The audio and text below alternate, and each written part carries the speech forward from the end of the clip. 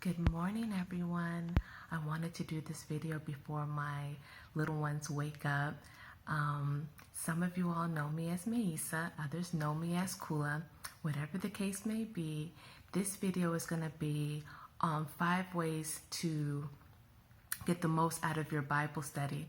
I know some of you all started a Bible study or may have started reading your Bible in the beginning of January, and now it's getting ready to be March, and you've kind of just life has gotten busy again, and you just haven't gotten back on the bandwagon, and maybe some of you all fell off a little bit just because you were not feeling the connection. You were just having a hard time getting through the Bible. Maybe this is your first time reading the Bible, and you were just having a difficult time doing it. So I want to give you 5 ways to get the most out of your Bible study. And one of the first things, sorry you all, I'm looking down because I'm looking at my notes. The first thing I would suggest to do is to pray before you read. Pray before you read the Bible. When you pray before you read the Bible, you're allowing the Holy Spirit to rise up in you and to speak to you as you're reading the Bible. You allow the Lord to speak to you and help you understand exactly what you're reading, because sometimes what you're reading is really for you specifically that day, or it might be for somebody who's important in your life. Whatever the case may be, even if it's a scripture or a passage of scripture that's familiar to you, it's really important that you pray, because the Lord may have a different message for you today as you're reading that passage. The second thing I would suggest is to choose a reading plan that interests you. Choose a reading plan that is going to keep you motivated throughout the year, throughout the month, whatever you've purposed in your heart to do. You do not have to read the Bible from Genesis to Revelation. I think I may have only done that once I started reading the Bible. But you can read it thematically. Meaning you can decide this year that you're going to read the Gospels. So that's Matthew, Mark, Luke, and John. And you're just going to read a few chapters a week, maybe 2 or 3 chapters a week throughout the entire year. Now, I know when you have less to read throughout the week, you're more motivated to do so versus having to read 6 chapters a day because you're trying to read the Bible from cover to cover in 1 year. So you can just try to read it thematically, like I said, reading the Gospels. For me, this year, I decided that I wanted to read the Psalms, because I really wanted to learn how to converse with the Lord in a more intimate way. And who better to learn from than King David himself, who was known as a man after God's own heart. So that's why I'm choosing to read the Psalms, and it's only 2 or 3 chapters a week. So literally I can read 1 chapter today and read that same chapter another day just to get the most out of it.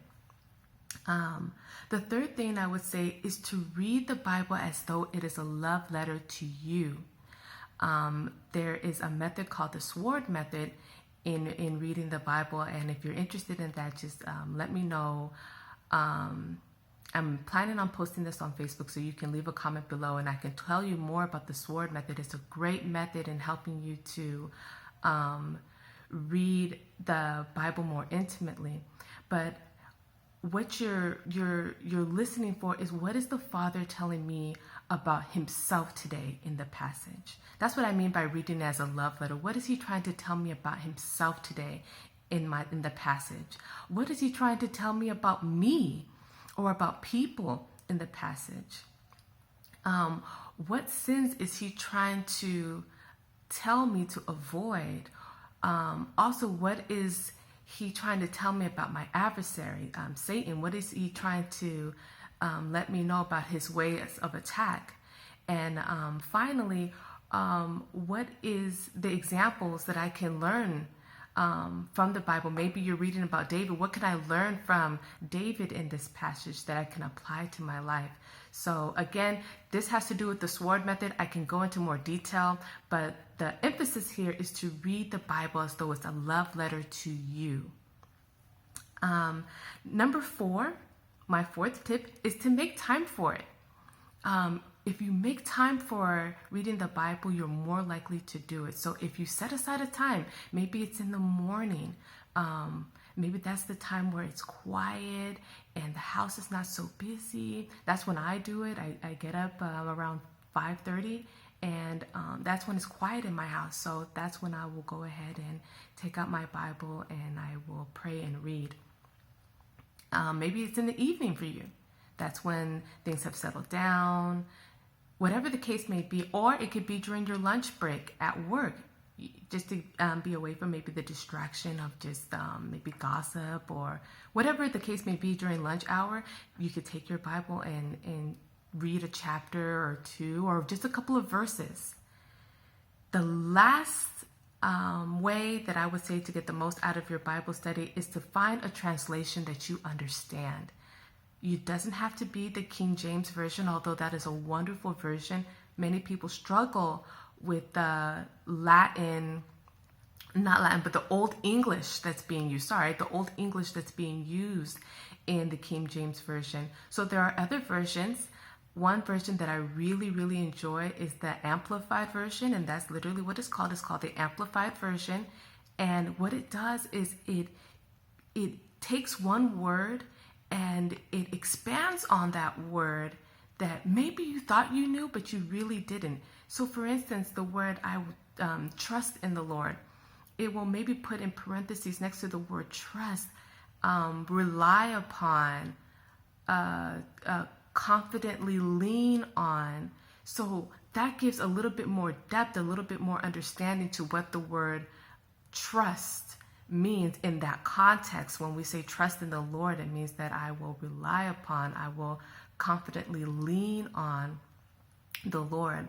Gives more emphasis, right? Gives you a better understanding. So it could be the Amplified Version.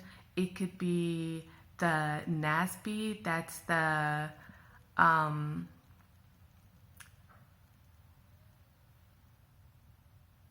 oh goodness, I'm having a difficult time remembering what NASB stands for, but it's NASB.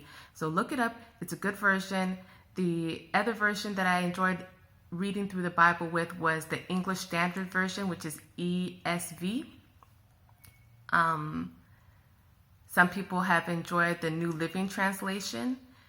Just be careful with using, do your research on some of the translations, because some of them go a bit too far and they start to summarize what the Bible says versus trying to be an actual word for word or a meaning translation of the Bible. So just be careful with that. The ones that I would definitely recommend are the ESV, the NASB, and the Amplified Version. I've really enjoyed those three versions as I've been reading through the Bible. That's it from me. Hopefully you take these into consideration and hopefully they're helpful to you. If they are, please share this video so that someone else can have a better understanding of how they can enrich their Bible study. Have a good day. Bye.